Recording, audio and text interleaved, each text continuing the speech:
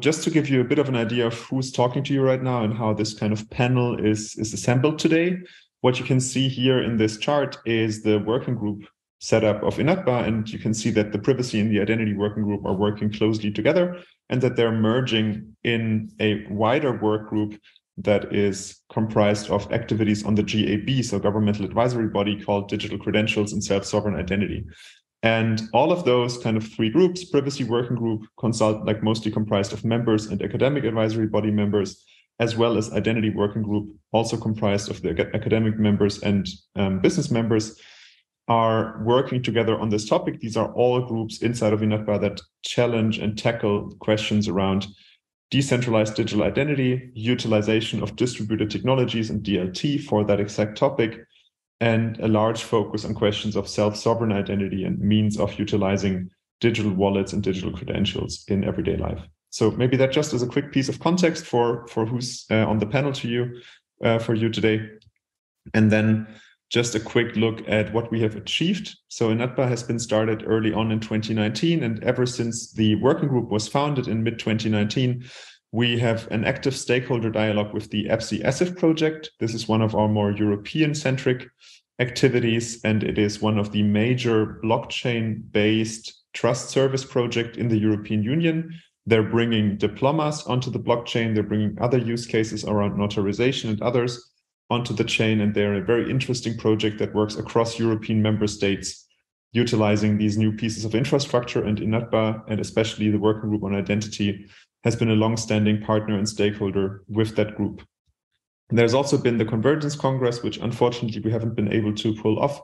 ever since the first version of it in 2019 because of the all too familiar COVID situation that we had that caused global travel to grind to a halt.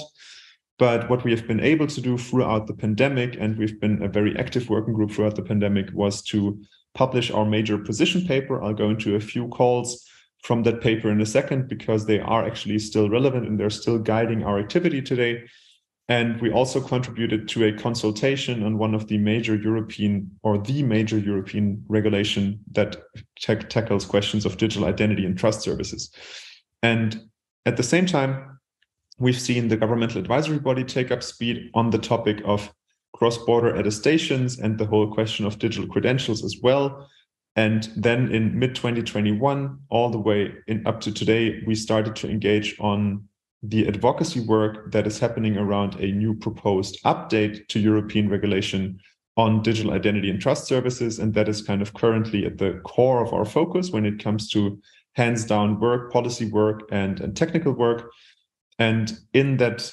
whole kind of topical area, we also worked on the ISO mobile driving license standard that is currently one of the proposed technical means to achieve credential storage and credential exchange via wallets. We have looked at that particularly because it is a concept that in our view is challenging some of the decentralization benefits and capabilities of the existing SSI approaches. And we can only encourage everybody to look into these different articles, position papers, and the like. What we have started just very recently is to broaden the scope, not just looking at the European developments. As you can see, we've so far had quite a bit of a bias into that direction, and to start a digital credentials task force that is very global in its kind of membership constitution and also in its scope. We are just starting that work, building a strong global vision for the exchange of digital credentials across borders. And we are very happy to see both members from the governmental advisory body, just such as Canada, but also Japan and other countries, as well as many members from the identity working group and academic advisory body to be joining in on that. I just want to give you a quick perspective on what the identity position paper is that INATBA has released. It's been released back in November 2020, but I can guarantee you it's still very worth a read. And what you can find in that document, and I will just kind of skip over that for the moment, is a very clear perspective on how decentralized identity can develop further into being a real utility for everyday people and for business. And what it especially does is it identifies different pathways to achieve that vision. And what we're going to do, and here are a few of these calls to action that are derived from those pathways, But what we're going to do in the upcoming GAB effort on Digital Credentials Task Force is that we're actually going to operationalize and nail down some of these points and make sure that they're getting even more attention in comparison to the attention we already were able to obtain from the industry and the community with our first position paper. Then a quick note to kind of kickstart the debate in that we're having today, although it's not only focused on the topic of eIDAS, so not only focused on this kind of European major future development, but what we see as incredibly valuable in our group, and what we also look at a lot as topics, are the convergence of both Web3 and decentralized use cases of the Web3 and Web5, basically, as well as the Web 2.0 and even older legacy systems, all of them kind of coming together, utilizing the same infrastructure and utilizing the same types of identity means.